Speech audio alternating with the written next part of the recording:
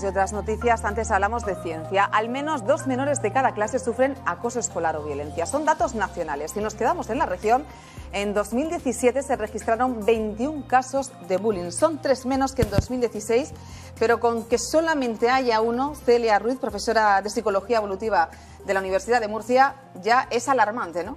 Sí, una corrección del nombre, Cecilia. Cecilia. La verdad es que esos datos que acaba de señalar son simplemente la punta del iceberg.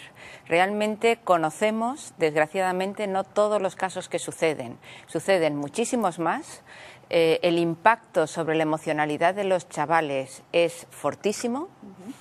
Incluso de aquellos que nosotros los adultos minimizamos y que pensamos que no son cuestiones tan graves, que son cuestiones menores, que los compañeros lo insulten no confiere ningún daño físico y por tanto lo minimizamos. Que son juegos de niños, ¿no? Como que son juegos de niños, pero el impacto emocional sobre el menor es fortísimo. Desde la Universidad de Murcia se están realizando numerosos trabajos sobre esto. ¿Con qué objetivo? A ver, hay muchos grupos de investigación, o hay varios grupos de investigación en la universidad trabajando sobre bullying y sobre ciberbullying. El ámbito de estudio abarca desde educación primaria. Bueno, todo el estudio de bullying se inició por un autor finlandés en el marco de la educación secundaria. Posteriormente llegamos a la conclusión de que era posible que estos casos de agresividad que surgían en la educación secundaria vinieran desde la educación primaria y se empezaron a hacer multitud de estudios sobre la educación primaria y se vio que efectivamente la mayoría de ellos empezaban en la educación primaria y actualmente se está estudiando también en el entorno universitario, que había quedado muy apartado de toda esta investigación, pero que mi grupo de investigación en un momento determinado consideró que si también hay casos de violencia en el mundo laboral y si también los hay en las relaciones de pareja, eso podía hacer pensar que aquellos individuos que en la etapa de educación primaria empiezan siendo acosadores o víctimas, que lo continúan siendo en secundaria y que algunos de ellos siguen haciendo algunas manifestaciones de este tipo cuando ya son adultos en el entorno laboral o en el entorno de pareja, ¿por qué no pensar que se mantienen en el entorno universitario? Y en los primeros estudios preliminares sobre una muestra de 800 universitarios, pues vemos que la prevalencia es un poco menor que en secundaria, que en secundaria es alrededor de un 25%, o sea, 1 de cada 4 estudiantes sufren acoso. Y en la universidad estamos en torno a un 15, un 18%. Es curioso porque siempre que hablamos de acoso escolar, la mente se nos va a los colegios, ¿no? Pero sin pasar por la universidad. Han desarrollado, ¿no?, un protocolo para detectarlo, ¿no?, para detectar ese acoso escolar. ¿En qué consiste? Bueno, se llama QAEU, es un nombre un poco sofisticado, pero bueno, tiene que ver con las siglas del cuestionario. Lo que intentamos hacer es evaluar tanto acoso como ciberacoso y además los 3 roles que se producen en este entorno, que son acosador, víctima y también una figura que hasta ahora se ha minimizado, aunque la investigación ya ha tomado relevancia en los últimos años, que es el de observador, o algunos investigadores prefieren llamarlo testigo.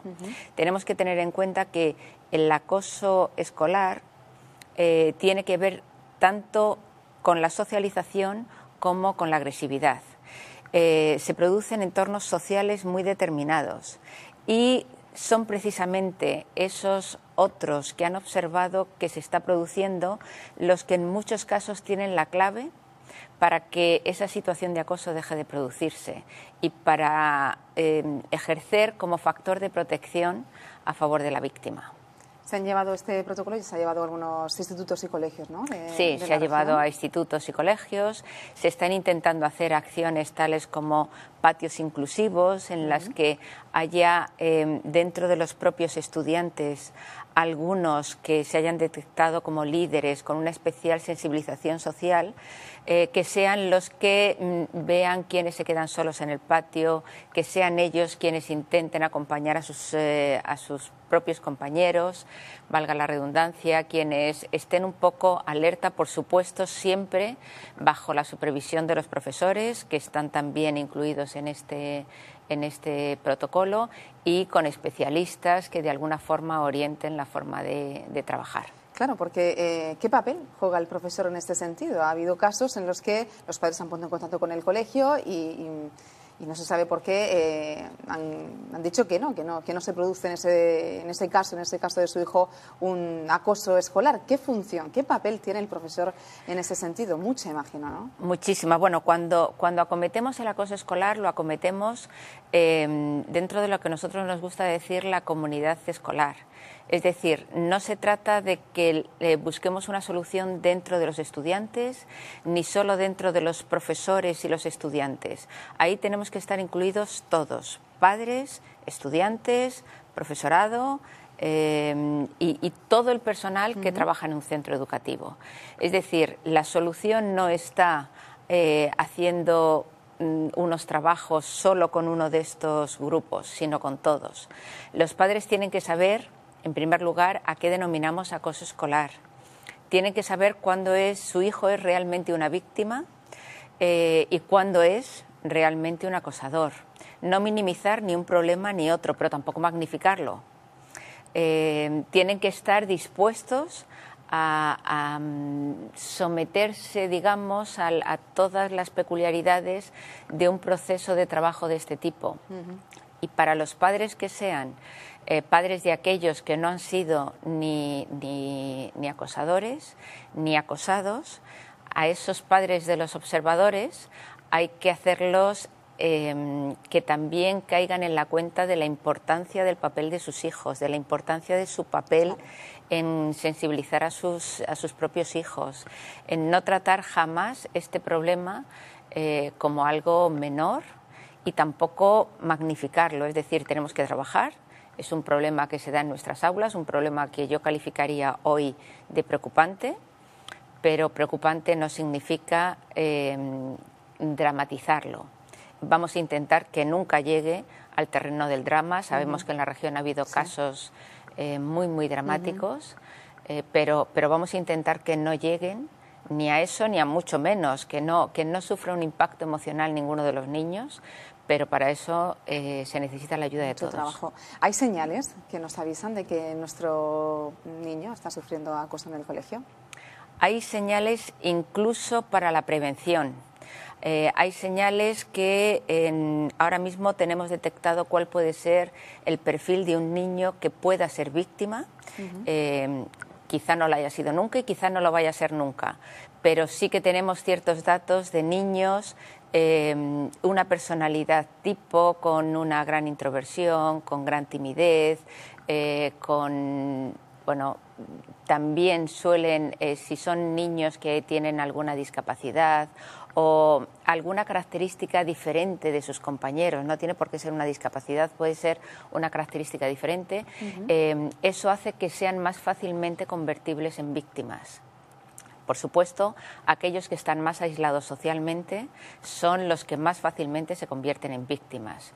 Y también tenemos una personalidad de acosador. Entonces, lo que tenemos que hacer es trabajar la convivencia escolar para que la armonía dentro de todos los centros educativos, sea del nivel que fuere, sea cada vez mayor y cada vez mejor. Hablamos, Cecilia, de bullying, pero también hemos mencionado el ciberbullying, ¿no? Las redes sociales, que es un problema, ¿no?, que está a la mano de todos prácticamente.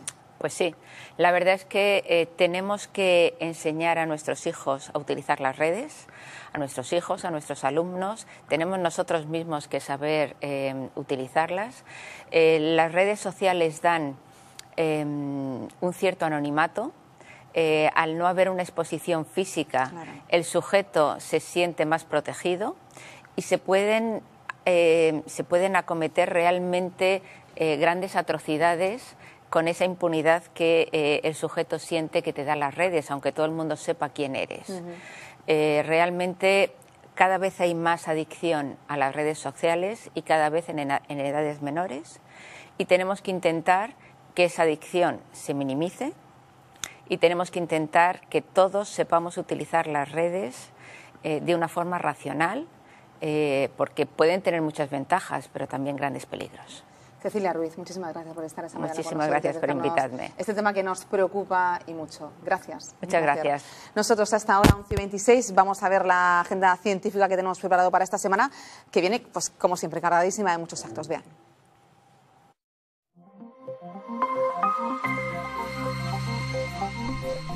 Hasta el 31 de marzo se puede disfrutar de la exposición Houdini, las leyes del asombro, dedicada al famoso escapista, en la que se pueden combinar ilusionismo y explicaciones científicas. Se puede ver en el Museo de la Ciencia y el Agua de Murcia.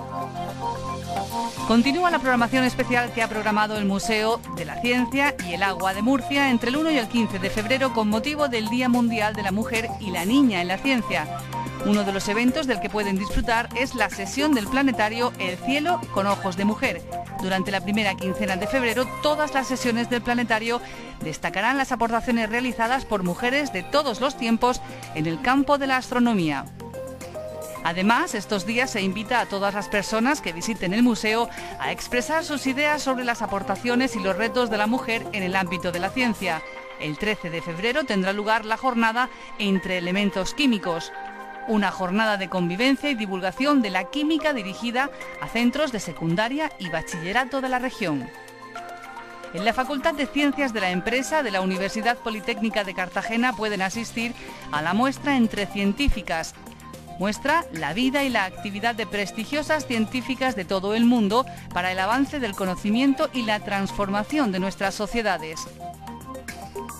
Entre el 11 y el 15 de febrero, la Asociación de Productores y Exportadores de Frutas y Hortalizas de la región, en su interés por visibilizar la figura de la mujer en el ámbito de la investigación hortofrutícola, se ha sumado a la iniciativa nacional 11defebrero.org. Se pretende poner en contacto a algunas de las científicas y profesionales de esas ramas con los centros de educación primaria y secundaria.